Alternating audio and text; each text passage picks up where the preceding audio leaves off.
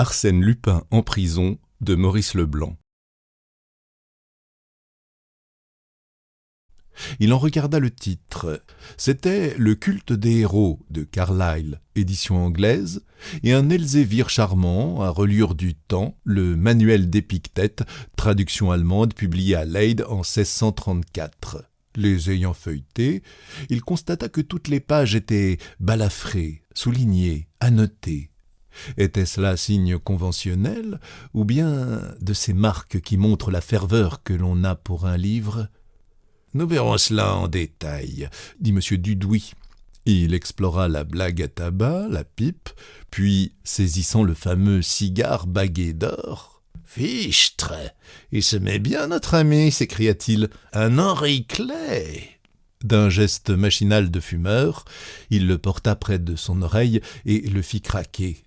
Et aussitôt, une exclamation lui échappa. Le cigare avait molli sous la pression de ses doigts. Il l'examina avec plus d'attention et ne tarda pas à distinguer quelque chose de blanc entre les feuilles de tabac. Et délicatement, à l'aide d'une épingle, il attirait un rouleau de papier très fin, à peine gros comme un cure-dent. C'était un billet. Il le déroula et lut ces mots d'une menue écriture de femme. Le panier a pris la place de l'autre. 8 sur 10 sont préparés. En appuyant du pied extérieur, la plaque se soulève de haut en bas. De 12 à 16 tous les jours, HP attendra. Mais où ? Réponse immédiate. Soyez tranquille, votre ami veille sur vous. Monsieur Dudouis réfléchit un instant et dit « C'est suffisamment clair.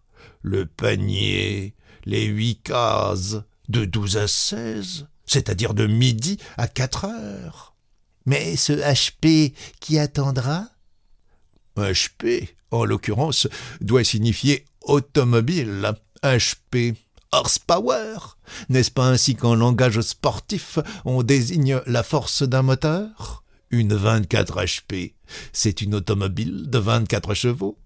Il se leva et demanda « Le détenu finissait de déjeuner. » « Oui. » Et comme il n'a pas encore lu ce message, ainsi que le prouve l'état du cigare, il est probable qu'il venait de le recevoir. Comment ? Dans ses aliments, au milieu de son pain ou d'une pomme de terre, que sais-je ? Impossible.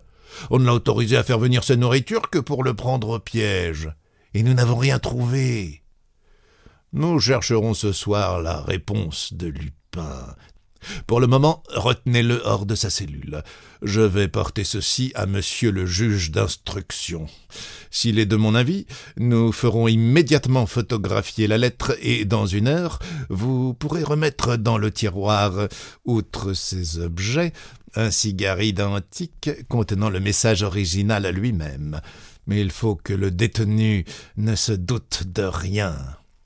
Ce n'est pas sans une certaine curiosité que M. Dudouis s'en retourna le soir au greffe de la Santé en compagnie de l'inspecteur Dieuzy. Dans un coin, sur le poêle, 3 assiettes s'étalaient.